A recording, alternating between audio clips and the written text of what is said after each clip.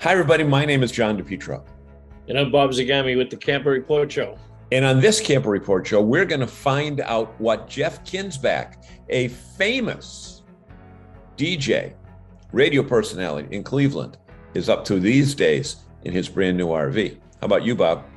I'm heading up to Freiburg, Maine to the 65th Airstream International Club Rally. And Wow. they have 915 Airstreams at the fairgrounds. And I've got a couple of different people that are in contention for the interview. So I can't tell you who, but it's going to be Airstream, it's going to be at the rally, and it's going to be fun. But we know right now that that is the aluminum capital of the world.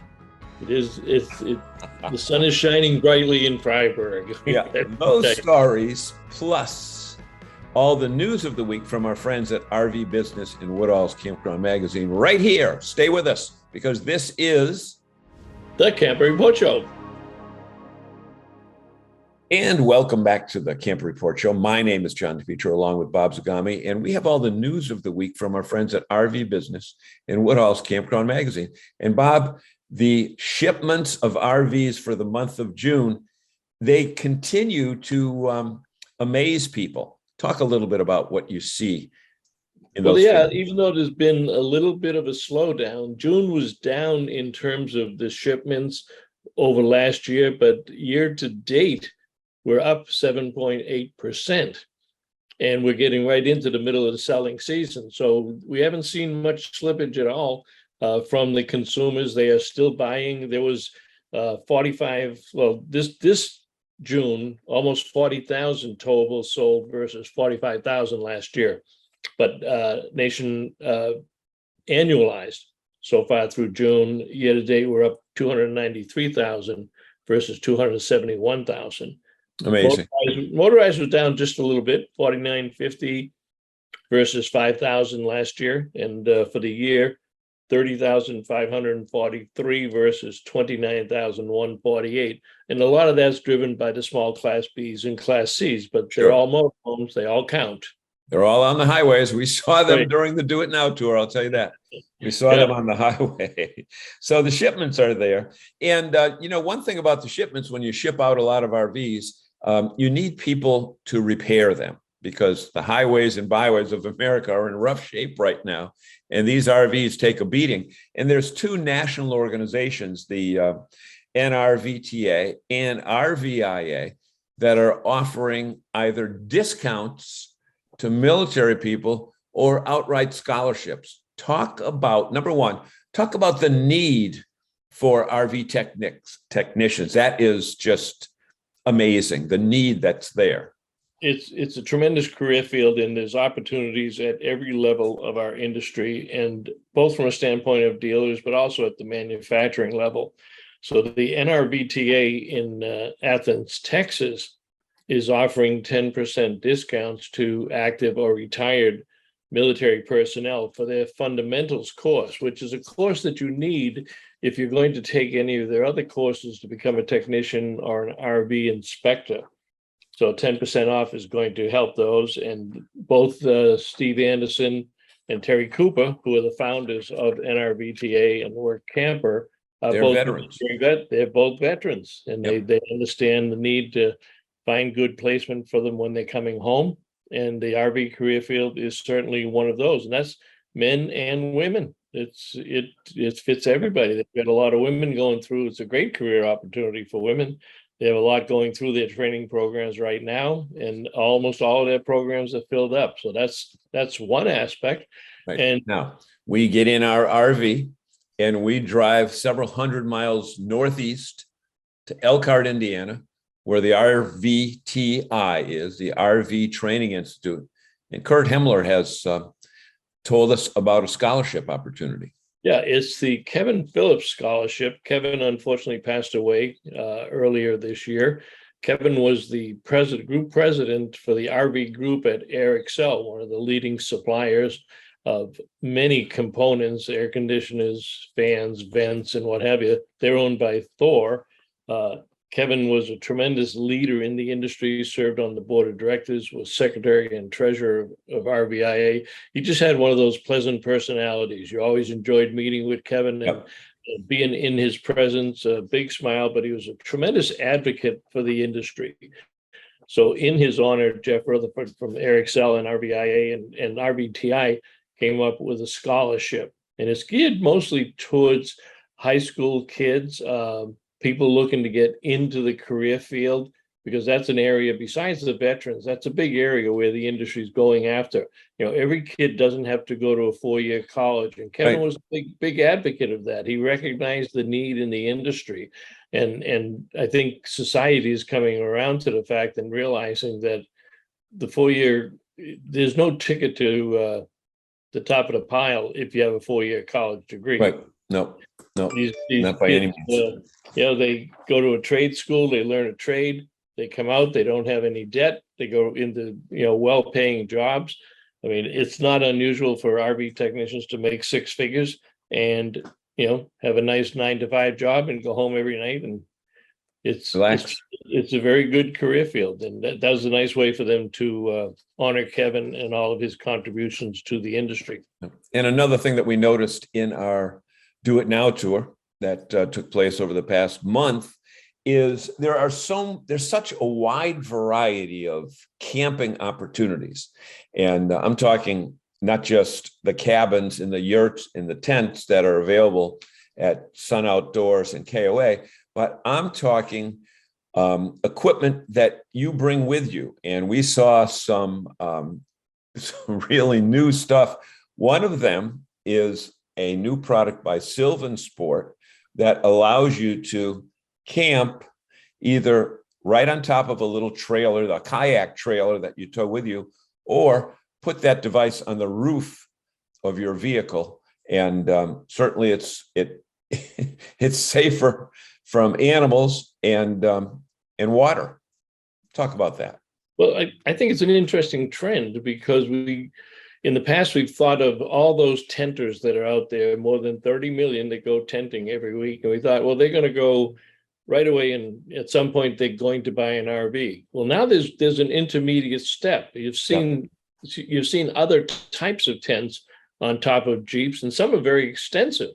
And Sylvan Sport, which is known for quality universal trailers, they have the Sylvan Sport Go, which has been popular for over 15 years now, and they have the kayak trailer to tow your toys with you.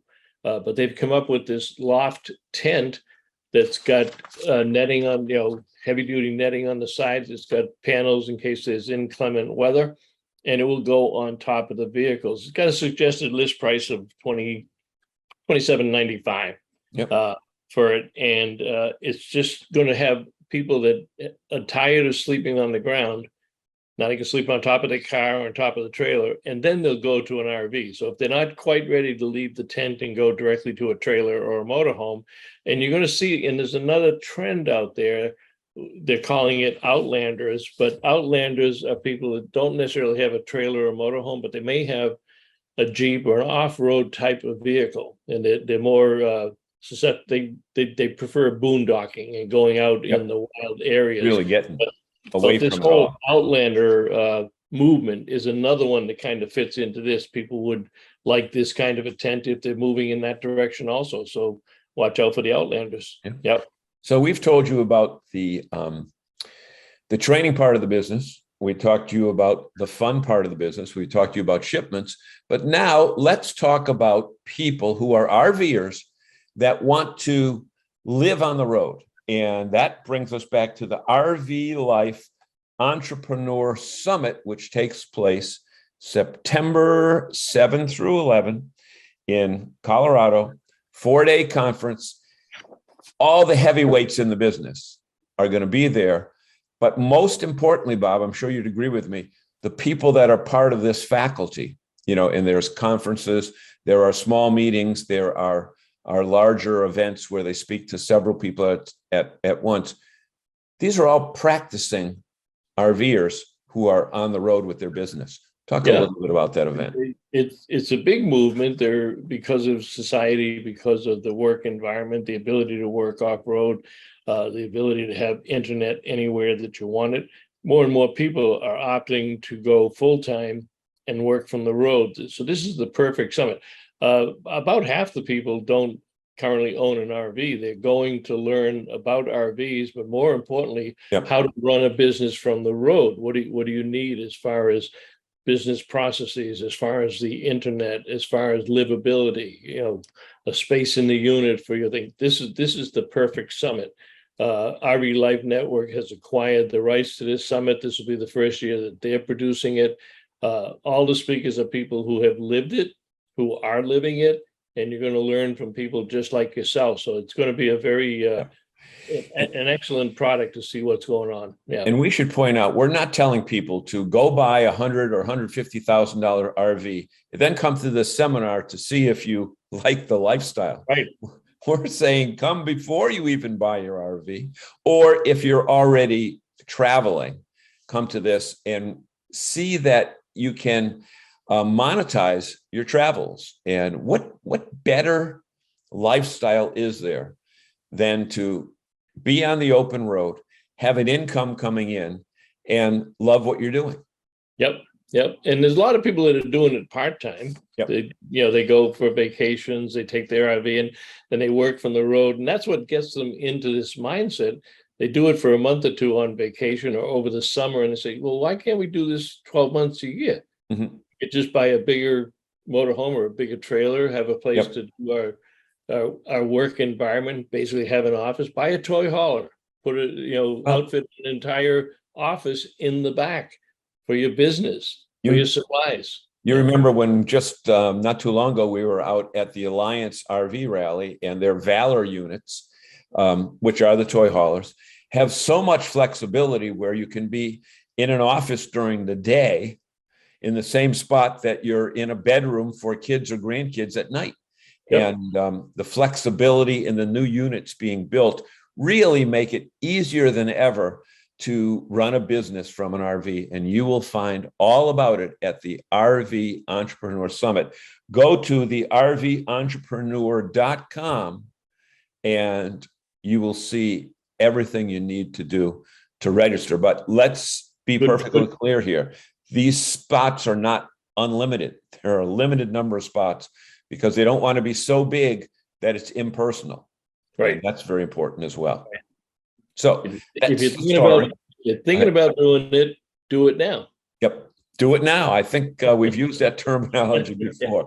Right. So stay with us here on the Camp Report Show. We've got a great lineup of events coming up, and we'll be back with more right after this. Mike here from RV Blogger. Don't waste hundreds of dollars on an external GPS for your RV. All you need to do is download the RV Life app right onto your phone. This app is so cool. It has RV GPS built right into it. So you can load all the specific measurements and weights for your RV. It'll give you directions safe for your RV to follow. And by the way, if you have RV Trip Wizard, directions for your trips upload into this GPS automatically. All right, everybody, welcome back to the Camper Report Show, and I've got the pleasure of sitting down with Lauren and Daniel and Dash. And Dash is the youngest member at the 65th Annual Airstream Club International Rally here in Freiburg, Maine, which is only an hour's drive for me from my main home. And welcome to the show. What a tremendous story. Tell us a little bit about yourselves. Well, like you said, I'm Lauren. This is my husband Daniel and our 10-week-old baby Dash. We live full-time in our 2021 Airstream Classic and have been traveling the country in it for almost 2 years. And we love this lifestyle. So the Airstream Club and the Airstream Rally every year is on our list of things to do. Well, you mentioned it was a pandemic trailer. Tell us what made you get into it that way with COVID and what have you. So in 2019, Daniel and I sold everything we owned, the house, the cars, all of the stuff, and decided we wanted to live a more minimalist life and spend time traveling. So we traveled internationally for about 1.5 years, which was incredible. And believe it or not, we were living out of 2 suitcases, and that is the only things that we owned. 2 suitcases and 2 backpacks, and that is exactly how we jet set it all over the world. All over the world. And Yeah. That's amazing. And we got used to tiny living because we were living in itty bitty little flats or hotel rooms. And so when the pandemic hit, we were actually in the Sahara Desert. All the world's borders closed, and we had to take a U.S. rescue flight to get home. And after that, we decided sticking around in our backyard sounded like a lot of fun. So when we started talking about what we wanted to do, we were actually introduced to Airstream Corporate.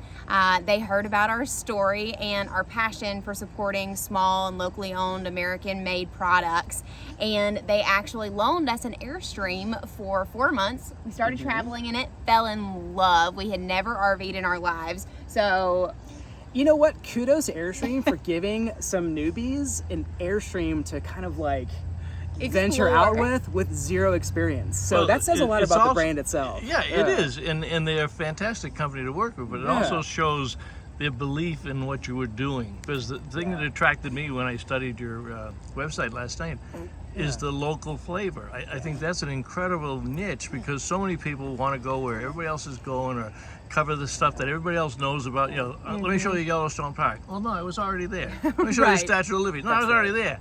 And the focus, this country runs on small businesses. absolutely. 100%. So how did that develop? Was it always in your genes, or did you just say, you know what, I want to give back something? You know, I'm not gonna lie. I mean, when we first started traveling, we did stay at some of the nicer hotels, like your Marriott's and stuff. But what we quickly found out is that by going to the small restaurants and bars and talking to locals and asking about some of the best places to eat and places to experience, that's when really the community opened up. And that's when you really got to see the heartbeat of each one of the places that we visited. And that is something that we've taken with us and we've passed on to other people as well. When you're new to a community, the very first thing you should do is get out and patronize the local businesses or patron the local businesses and ask them what some of their favorite spots are. And some of that comes out of the campgrounds too, because, you know, when I do my seminars, I tell people that campgrounds are the last vestige of what America used to be like when I was growing up. You knew your neighbors. You didn't have to lock your doors. It was a friendly environment. You pull in, they come over with a beer. Can I help you set up? And we don't see that in a lot of society today. Well, that was one of the things. So once we got back here, got the Airstream, we fell in love with it, bought our own. And the very first time we camped, we had literally never stayed the night in an RV in our life. And we made the very rookie mistake of going to the Disney park because his family's in Orlando. Fort Wilderness. But let's on Labor Day. Labor Day. Of On all Labor days. Day. And I mean, you never parked the thing. I had never backed anything up longer than, you know, a bass boat. So, you know, the fact that we had a 30-foot camper that weighed close to 10,000 pounds on a holiday weekend with traffic, going to the busiest park, one of the busiest parks in the entire country, on day one, And everybody's standing around watching you. everyone. And, you know, we know now that, you know, it's the community they jumped out and they helped us. There's a video about all of it. And that's really, you know, telling of the community. Helped is a little bit of a weak term. In fact, we even had a camper who parked our rig for us. So, like, we learned really, really quickly that the camping community is some of the most genuinely kind, amazing people that we have ever met. They are. And that's part of what has kept us in this lifestyle, because whether you're the youngest camper or the oldest camper, there's so many things about this lifestyle that holds core values to be very similar. And we've just fallen in love with that. The people that we have met have inspired us, and we love this community. It's true. I mean, it started off as something we were going to do for less than a year, and now it's something we can't imagine doing or can't not doing, you know, for the rest of our lives, really. I think this will be a part of our lives. I mean, so much so that here you go. There's an actual. Do you see this? I mean, We I got don't know what's Airstream cuter, Daniel, your tattoos. tattoo or Dash. well, maybe Lauren's tattoo I on, have one too. on her my foot. You see, Yep. so you got an Airstream tattoo Oh, there. you're see? matching. Yeah. matching on the- Yeah. You're- So I mean, You're dedicated. we're in it. You are. We're You in are. it. Yeah. Yeah, Now- it's that impactful. I think it was that impactful on us. Yeah. Well, let's look at this aspect of it, because one of the things that with the growth of the industry post-COVID, Yeah. a lot of young adults are jumping into it because they can work from the road. Yeah. So what do you do to earn an income, if I might ask? Sure. Sure. And And what word of advice do you have for other young couples who will look at this and they see it? You know, it's been all over the news the last 2 years. Yeah. National news, people say, what is an RV? Well, everybody knows. Yeah. It's mainstream now, and they know they can be mobile. They know they can work anyplace. Tell us about what you do for a living. Well, like I mentioned a few minutes ago, we have a passion for small business, and it's specifically because we own one. So we own an advertising agency and have done that for the last 12 years.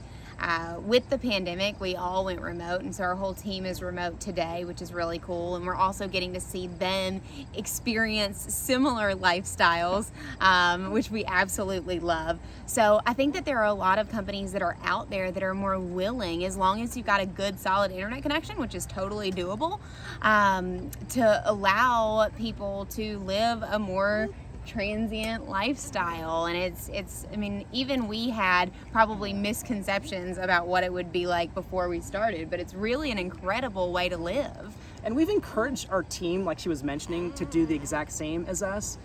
We don't want them, for them to look at us and go, that's something that just doesn't even seem imaginable. We always encourage them to partake in this lifestyle. We want people to live an experience-rich life. Yeah.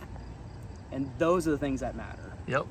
And it's amazing, there are a lot of people in the industry that sell these products, that build these products, that don't go camping, that they've never been in them. When I do some of my CEO interviews, I've written for several magazines. It was kind of a joke in the industry. They said, if Zagami's coming to do an interview, the first question he's going to ask you is, do you use your own products? Sure. Because I believe in the products and I believe in what they do. But going back to that mobility thing, we've had the technology for people to work remotely for years. Sure. Certainly in my imaging aspect of it. But we couldn't get major corporations to buy into it. They, Right. oh no, they won't work, and I'll lose time, I'll lose money. Right. If anything, besides the growth of RVs with COVID, if anything else that corporations learned was that by allowing the people to work remotely Yeah. or even at home, well, if they were driving to work for an hour in the morning, guess what? They're working an extra Right. hour.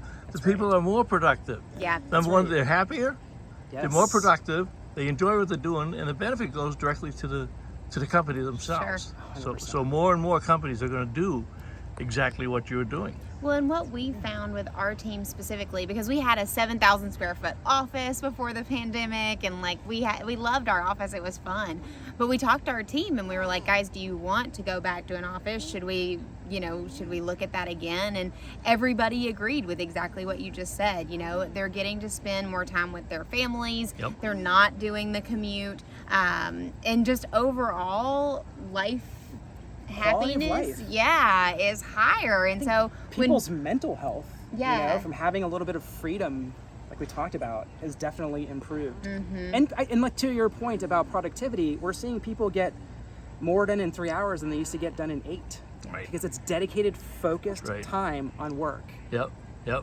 So if it doesn't seem like you had any reservations, you saw the opportunity and what it could do for you. But what about folks who are watching this show and they're your age, they're young adults, and they see something like this, but they're afraid to do it? What worldly advice do you have? We have the perfect example. We literally were just at the local mall here close to Freiburg. Actually, it was in Portland. And we were buying a pair of sunglasses. And a guy at the shop, he had always dreamed of RVing full time. And he's been debating it for like 3 to 5 years, but he just couldn't figure out how to pull the trigger. I think logistically, he was trying to work through all of the steps involved. And when it comes to taking the leap, we can become our own worst enemy. When in reality, sometimes you just need to take the leap, right? And figure it out. You can RV on a tiny budget or you can RV on a large budget. We all probably know that by now, but half the battle is just diving in and figuring out along the way. If that's the life you truly want to live, you just have to do it. No one ever says, this is the real point here, no one ever says, I wish I did this later in life, right? No one's ever said that. No. Everybody always says, I wish I did this earlier in life or sooner, right? Yep. Yeah. Lauren, what are your words of advice? I would say for us, one of the things that, or how we kind of got here, we watched a documentary called The Minimalist, and really fell in love with the idea of living an experience rich life and less stuff, you know, more experiences. Yeah. And that was an interesting transition, because just like a majority of people in America, we had the big pretty house by the beach and the cars and all of the things that are supposed to really bring you joy, but we realized that we weren't really even using a majority of it. We were spending most of the time at the office, and then not maybe going on vacation once or twice a year. And we looked around and we said, why are we doing this? What are we doing it for? And so slowly but surely, we started minimalizing our lives. You know, I started with the kitchen and just, you know, decluttering it so that we only had one, you know, spatula versus 16. And it got to be addictive. And before we knew it, our home had a whole lot less stuff in it, and we weren't using much of it. And so Daniel and I looked at each other and we were like, we want to travel more. Why are we paying the pool guy and the lawn guy and the, you know, all of these things? We could be, what if we just decided to live in hotels and Airbnbs and like live the life we want? Exactly. And you know, like when people talk about the affordability of full timing, I say to them, when you go on vacation, are you still paying for the mortgage and the lawn bill and the pool bill? The answer is yes, of course. Okay. But when you're full timing, you don't have the mortgage, the lawn bill, the pool bill. You have different types of bills, but you're not doubling up on your payments, right? Because you usually have your vacation expenses and your, you know, home life expenses. When we thought it was a crazy idea, we didn't know anyone who had done it. Now that we've been in this lifestyle for a while, we know tons of people who live like this. But we just said, you know, we're gonna give it 6 months. If we hate it in 6 months, no harm, no foul. Go back, we'll get a sticks and bricks home again and call it a day. That was 3 years ago. Well, you know, it's interesting. We just completed, my co-host, we just did a 1 month tour. We called it the Do It Now tour. And he took a motorhome from Maine to Florida and back with his wife and his granddaughter. And for the simple reason to offset some of the negative press release about inflation or high gas prices, people are going to go. All right, Dash, I know I'm extending my stay, Dash. But he interviewed people along the way saying, look, if you're thinking about do it now, but just the reason you said before, Daniel, you are not guaranteed tomorrow. No. It's None of plain us and are. simple. And if more people sat back and looked at that and said, what do I really want out of life? Well, you guys epitomize it, and I want to thank you very much. Pleasure meeting you here. And I will add to this, the perspective I have is because I'm also a cancer survivor, and maybe that allows me to take more of a leap of faith than maybe others would do. Oh, but yeah. the reality is, like you said, tomorrow is not promised, Right. and it's not a given for anybody here. So if you're thinking about it, do it. That's fantastic. Well, God bless both of you. You're a fantastic couple. And Dash, you'll look back at this and say, why is that guy talking so much to Mommy and Daddy? But thank you very much for visiting with us on the Camper Report Show, and best of luck in your travels. And we're going to stay in touch, because I want to see you guys when you come to Boston. That sounds like a plan, Bob. Thanks All so right. much for having us. I'm Jesse from Outsiders Calling, and I love adventurous family travel with my wife Jenny and our son Tucker. For over 3 years, we've RV'd across the U.S. and Mexico, and it's tough to find places that meet all our needs. Now we plan our trips with the RV Trip Wizard, pull it up in the RV Life app, select it, and go. It helps us discover amazing new places to grow together as a family.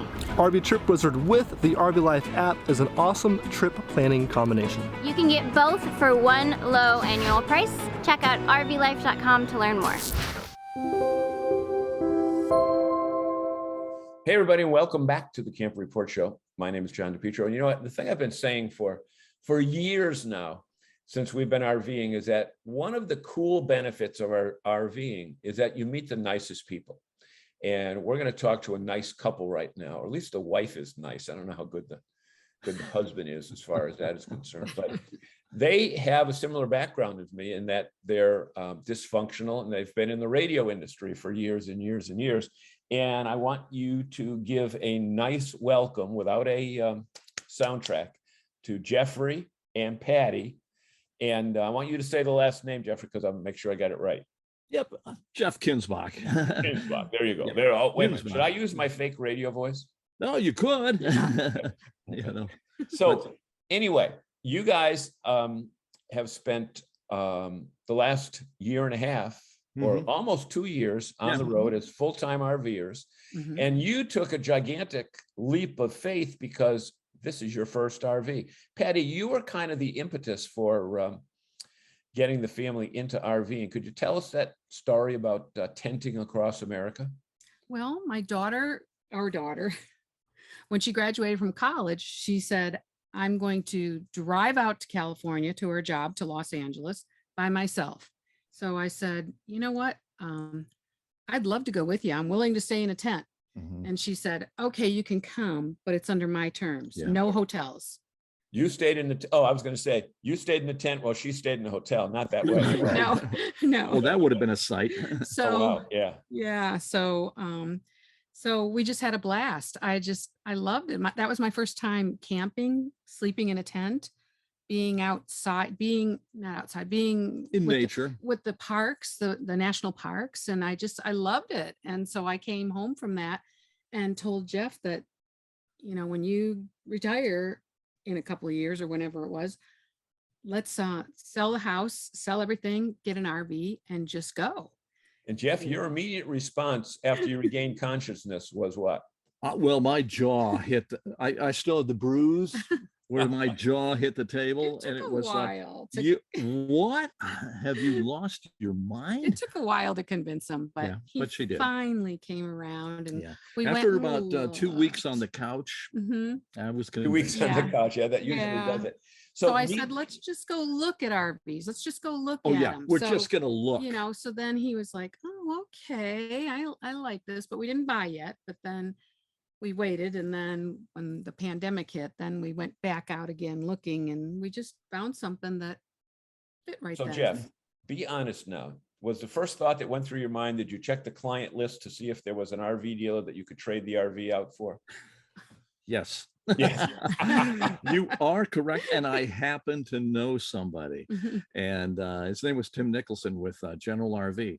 Yep. We called him and went out and met one of the sales guys, John Taylor, and the rest is history. We ended up getting an RV. We got a used RV because I just wanted to wade in the water, and I didn't want to, commit a whole lot, because I'm thinking maybe in a couple of months I'm going to hear, oh, I've had enough of this. What am I going to do with the RV? So it was just a 29-foot motorhome, and so we took it on a couple camping trips on weekends while he was still working. And then local. We really liked it. Yeah, it was fun. Yeah, so we decided. It was motorized. It wasn't towable. Right. Yep. And you drive. Okay. Right. Yeah. So, did either of you have a camping childhood where you, when you were youngins, that your parents took you camping? She didn't, but I did. I was in Indian Guides. I was in the Cub Scouts and the Boy Scouts. So we did a lot of camping, and a lot of camping in tents, a couple of cabins here and there. There was something that I always loved, and that was sitting around a campfire and just kind of listening to nature. You know what? There is magic around the campfire. Would you agree? Both of you agree on that? Yeah. Absolutely. Even if it's just the two of you. But we were just on this long trip that we just concluded, and we would see not just couples or family groups, but 10 and 12 campers that were all there together, and they would build these giant campfires. And a couple of times when we were walking at night, when it was dark, you could see the magic in the little kids' eyes. I guess you did the same thing I did. You didn't get into your camping days until after the kids were gone.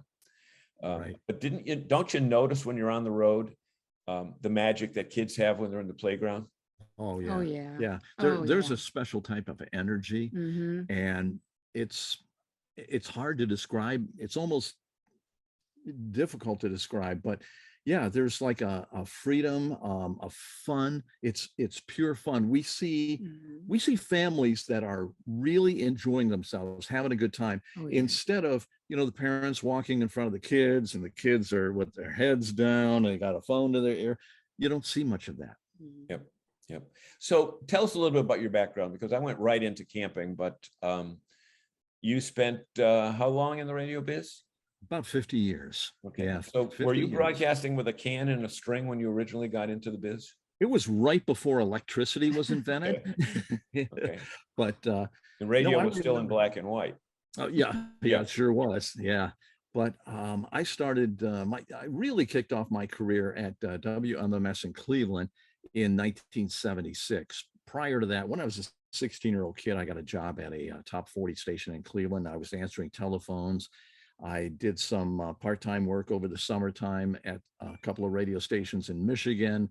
And that led me to come back to WMMS. I was the production director. And eventually they gave me the morning show because I did a lot of fill-in. And Yeah. Oh, yeah. when I filled in, I was good, You didn't go to broadcasting school or anything like that. You just kind of No. learned it. Yep. Okay. Yeah, So definitely. if I say to you the term bulk carts, you'll know what I mean. Oh, absolutely. Yeah. And make sure when you bulk that cart, you take it away slowly so it doesn't have a chip on it. Yeah. The crazy thing is, now, if you were in the production biz, that means you did commercials and you recorded commercials and you voiced commercials, et cetera, et cetera. Right. Did you ever make a mistake on a commercial where, at the end of it, you used foul language or whatever, because you were 58 seconds through a 60 and you made a mistake and you may have said, "Oh gosh," and then for some reason that didn't get erased and it went on the air? I'm fortunate that that did not happen to me, but there was something else that we used to do. And there was a comedy group known as the Firesign Theater, and they had some funny sound effects that they would use. And there was one in particular that it was a funny little noise that said Barney. The name of one of the characters was Barney, and it was a really cute little noise. So what I would do is I would put that on about 5 seconds after the commercial was over. So the jock's on the air, the commercial ends, the jock starts talking, and all of a sudden, Barney, but the audience thought it said party. And everybody thought, oh my God, this is a subliminal thing. We have to party now. And this is back in the 70s, so you can imagine what that led to. But it was a lot of fun doing that. It was. Yeah. And Patty, we jumped right into your RV story, but we didn't get into your background. And so many people today, when we do interviews with couples like yourselves, they want to know the backstory. What did you do before this? Because they want to find out what they have in common with you guys, because now we have RVing in common. And would you agree that, if you're parked next to someone and they come in after you're all set up, you'll go help them back them in or that type of thing, or they'll help you. And it doesn't make any difference if, whether they're a blue collar person, a white collar person, whatever their background is, education level, you're all RVers. Oh, absolutely. So Patty, what was your background? Well, I was a stay-at-home mom. I raised our daughter, and then I got into the computer. I got into selling. I started selling her clothes on the computer that she was growing out of on eBay. Okay. Yeah. Because I just needed to, I didn't want to just give them away. I thought, well, let me try this. And so that led from one thing to another. I got into selling used jeans on eBay, and she became the jean queen. Yeah, so I had quite a store going. So Jeff, do an impromptu 15-second spot on her business. Go ahead. Oh my gosh. Ladies and gentlemen, here is the jean queen.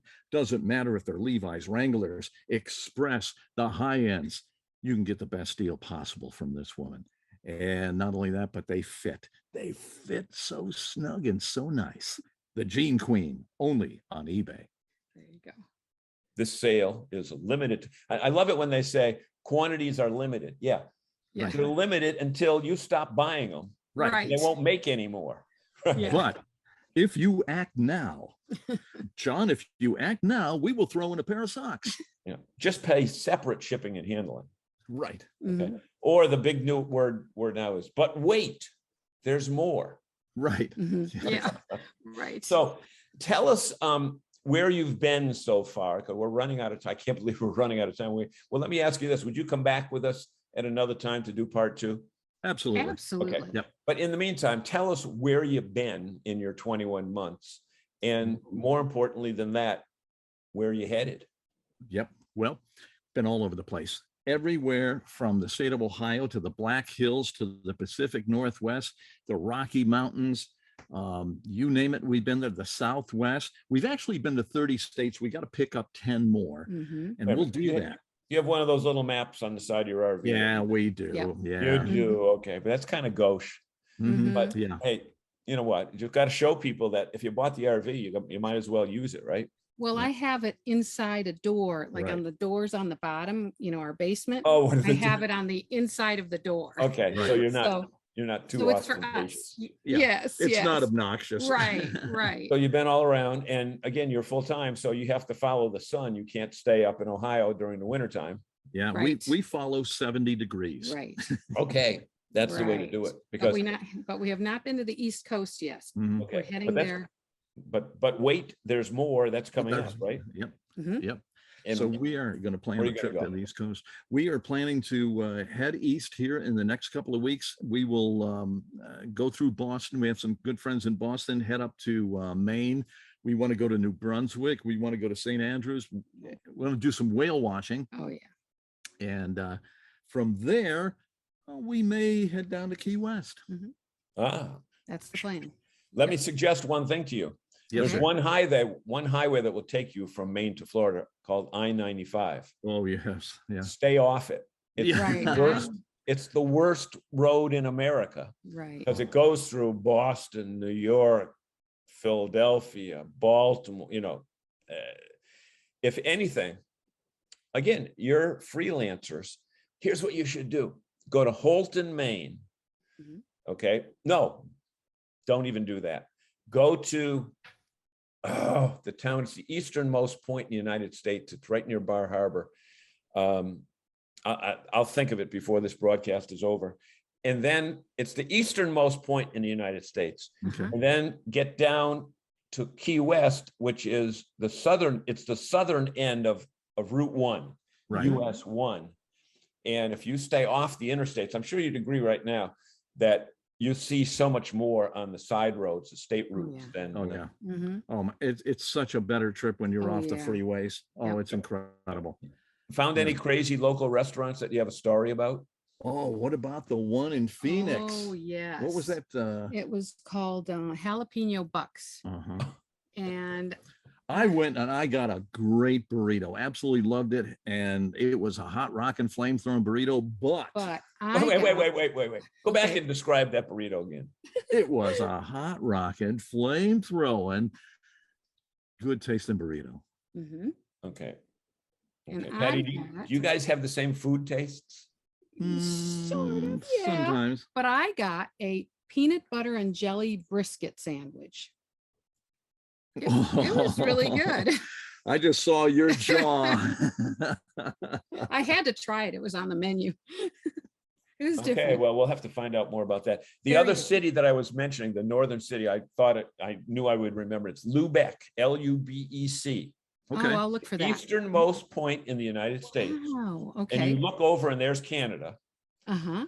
And then you get back on US 1. And, obviously there's going to be some times where one goes through nowhere. You want to get on the highway from Right. that aspect of it. And if you want, there's a ferry that goes from New Jersey into Delaware that I can, if you talk about Right. it in your Cape podcast, I May. can get you Uh-huh. onto that Yep. Cape May ferry, Yep. I'm looking at that. which Mhm. we just took. And it was Yeah. phenomenal. Yeah. Phenomenal. We had a 33 footer. So, Wow. it Okay. takes up to 40 feet. Yeah. that's good. Okay. Perfect. Yeah. But when you're in New England, we'll have to get together. Yes. And you know what? And if you want to see whales, you go to Cape Cod, Mhm. the Oh, whales. okay. And we have a driveway there. You can use the driveway. Oh, is that Uh, where you are? Is Cape Cod? Yeah, well, I'm in Worcester, Mass right now, but we have Okay. a summer house, a year-round house at the Cape. Oh, okay. And we love going down there. And Do you have Do you have a 50 amp hookup there? That's what I was going to say. Don't plug in because you'll blow the house up. You can boondock in the driveway. Okay, good. Boondock in the driveway. I got security cameras and alarms there set up for that reason. That's wise. Yep. What would you want to say in the last minute to people that are considering, number one, buying their first RV, or number two, they've got their RV and they've got the freedom, but they just haven't pulled the trigger on, I shouldn't use that word because it was just a mass shooting at a campground. They want to go full time, but they haven't gotten yet the yeah, I know what you mean. I would say, if you can, wade into it, go slow, maybe take a week, 3 weeks, a month, whatever, and get it down pat. Look both ways. I always am a big believer in doing a spreadsheet on costs, on knowing exactly where you're going to be financially, because that takes the pressure off you. And, make sure that you have good medical coverage, that your medical coverage is good across America. And, it kind of takes the pressure off you. Yeah, absolutely. Yep. Patty, anything to add? I agree with him. I think we've heard that a lot, where they're just so afraid to to do it. But how about renting one first before even buying? Yeah, that's a probably good a idea wise move too. Yeah. Yeah. We see a lot of that. Yeah. Good. Okay. So we have been talking with Jeffrey and Patty Kinzbach. Kinzbach. Kinzbach. German? Yep. German. There's German? actually Okay. a town in Germany called Kinzbach. Oh, really? Yeah. Named after you? Well, I would hope. But And I understand there's a street named after you in Cleveland called One Way. yeah. Yeah, really. No, well, at least it's not dead end. Yeah, right, exactly. We want to thank you so much for joining us, and we will ask you to come back and talk about maybe after your trip to New England. Okay. You can talk about comparing life in the Northeast to life in the Southwest. Yeah, we call it rocking the RV life. We have Oh, that's right. You do have a podcast. That's right. Tell me about that. Yeah, rocking the RVlife.com. We have a podcast once a week. We started it because when we started this, we found out that it is not nirvana, that we ran into some problems, and we just wanted to let everybody know the reality of this. And if we could shorten the learning curve for people doing this, and the podcast has really helped. It's done really well. Okay. Rocking or rockin'? Rocking. With a G. Yep. With the G. With a G. Okay. So you use proper English and spelling. Yeah. Yeah. Rocking the RV life. Rocking the, and I will, through the magic of editing, put it right down in the bottom of the screen. And fantastic. All right. That's that. So again, thank you so much for joining us. And as they say in the radio business, we're just about out of time, everyone.